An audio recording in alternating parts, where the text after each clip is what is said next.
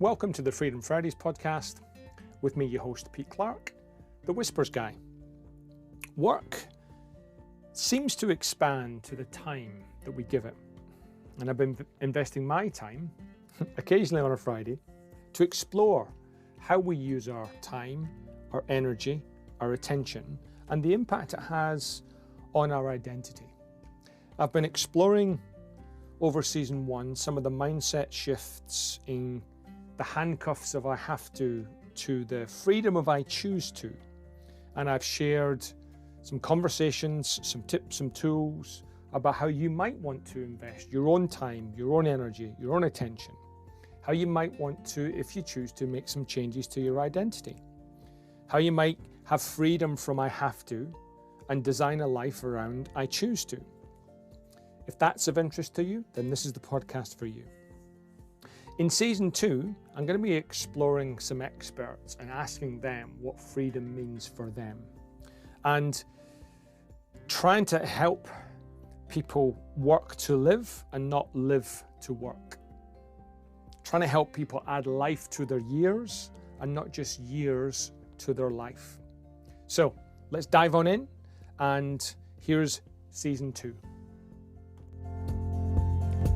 Hi, welcome to this week's podcast with me, Pete Clark, the Whispers guy.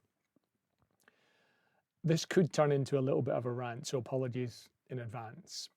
But as I've been working with clients individually, collectively, probably more post the sort of lockdown period of COVID, and I know we're in a COVID shadow of some sorts with all sorts of things going on. And a year ago, clients were saying, we're really busy. It can't get any busier. And here we are 6, 9, 12 months later. Oh my God, how is it even busier than we thought it was? And it's within that context that I want to share with you what I think is a very simple, and don't let the simplicity put you off the impact, but a very simple way that I think cumulatively is going to provide some competitive advantage for you, whether that's in you individually, as a team, or some other corporate competitor. And it's based on an intentional, and I really mean intentional, so deliberate, conscious learning. And I know if I asked all of you, if you surveyed many organizations and many people, do you like to learn? The answer would be yes. Often our learning is consumed as a stream of consciousness, or it's in written or audio, or it's, digestible chunks.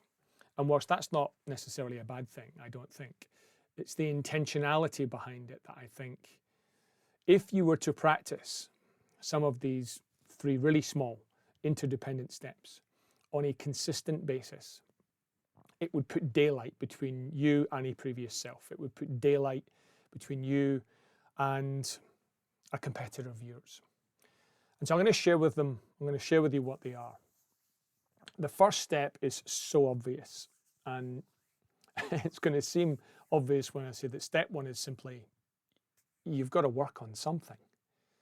And when in conversations with clients and teams and individuals, when I ask what they're working on and how long you've been working on that, I've been working on that for a while, which suggests they haven't really been working on it. They've been pondering it. They've been considering it. They've been, on occasions, slapped into awareness because an event's happened and it's sparked that awareness. Oh, yeah, I need to get better at whatever the skill or capability is. It might be having difficult conversations. It might be presenting to boards. It might be giving and or receiving feedback. It might be acknowledging the past whilst focusing on the future. It might be asking better questions. Whatever it is, whatever the task, the skill or the capability is, you have to work on something. It's likely that our experience will teach us. It's likely that our experience will help us develop and grow.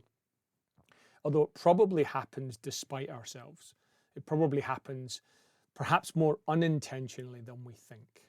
So if you're looking to gain some competitive advantage, I'm suggesting you reverse that and not only benefit from the unintentional growth anyway, but putting yourself in the space of intentional growth. And the obvious first step is to consciously and intentionally focus on getting better at something. Now, a double click on that is the mistake I see people make often is they make it too big. I want to be a better leader. I want to be a better presenter. I want to be a better manager. I want to be a better something. And whilst that's a lofty, admirable, worthwhile thing to point towards, the working on it is just too vague. Our brain actually prefers something really specific, almost as specific as you can. And I've said this so many times to so many people. Forgive me if you've heard this before. Hopefully it might act as a reminder.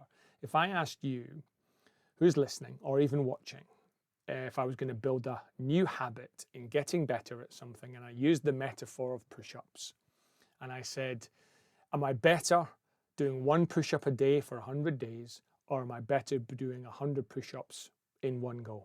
Everyone always says you're much better in building a habit in doing 1 push-up over 100 days. So you get the compound benefit.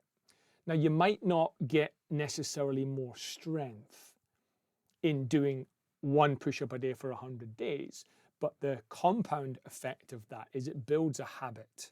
It builds a behavior, it builds a way of acting and possibly even an identity that I'm someone that does push-ups, I'm someone that can do push-ups. That can then lead to you doing more volume that will actually build the strength. But if you don't build the habit necessarily, or you see building the habit as doing 100 a day for 100 days, most of us can't cope with that motivation or through the injury or the time investment and so on. So step number 1, yes, you have to work on something. It's obvious. And the subtext of that is as specific as possible. I want to ask better questions at the end of a meeting. I want to, in my one-on-one conversations, be more present. Anything that's much more specific. So the narrower the context you can draw it, the better. The second step, and you can really only do the second step if you do the first step. The second step, you actually have to work on it. I know that sounds, well, tell us something we don't know, Pete. It sounds ridiculous that I'd be advising you actually do the work.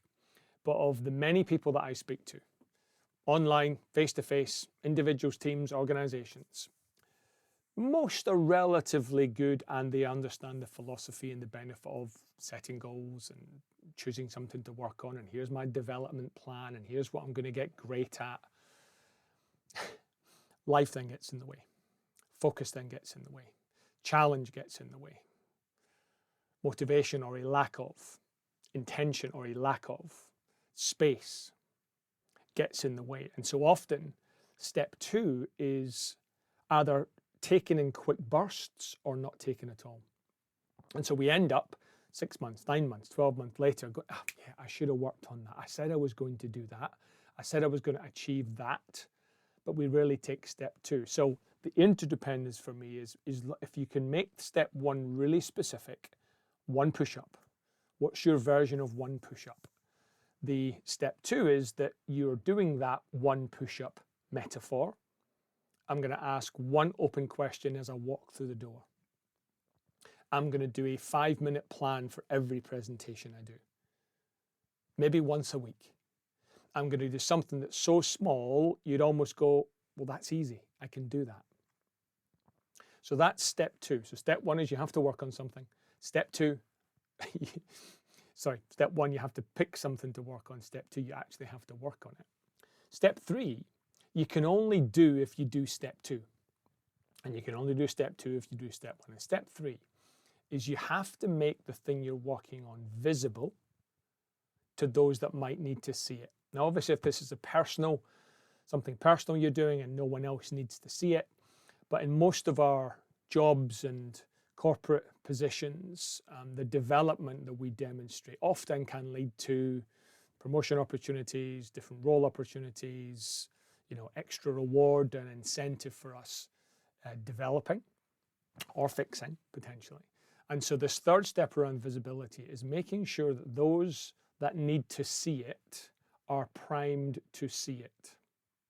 And because we will often have perceptions about people, they may have a perception of you. Pete is not a, however you want to finish the sentence. And so to try and shift their perception, we have to make the thing you're doing, assuming you're doing step 2, as visible as possible.